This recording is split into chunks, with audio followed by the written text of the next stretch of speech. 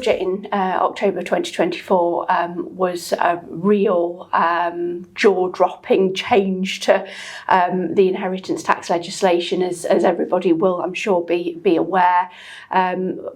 Prior to that point, agricultural property relief for inheritance tax and business property relief had been available at an unlimited amount, and the government announced that was going to be restricted to £1 million. Thereafter, everything only then qualifying for relief at 50%, meaning potentially business and agricultural assets with a value of over £1 million would be subject to an effective rate of inheritance tax at 20%. So there was going to be a massive tax bill for farmers to find. We now know that's increased to 2.5 million, with the allowance being transferable between spouses, but it's still going to have a knock-on effect for farming families, because it does include things like the value of stock and machinery and all of that as well. So still steps to be taken to plan around that.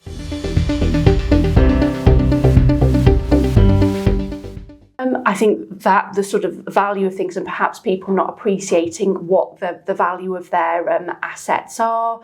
It's trying to find the money to fund that tax and coming up with plans around it, whether to give assets away now or whether to keep things. Lots and lots of issues.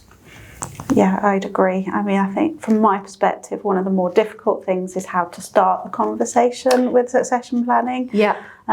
It's about relinquishing control, or potentially relinquishing control, looking to the next generation as to whether they're ready to take over, and if they are, what that might look like. And ultimately, it's that balance between what's right for the business as well as what that impact will be on the tax liability and whether the family can afford that in the long term. Yeah, and an issue I commonly see as well is where there are perhaps non-farming children within the family, and the family still want to provide for them, but protecting the farm still for the farming children and relatives, to try and keep that together. So it's challenging.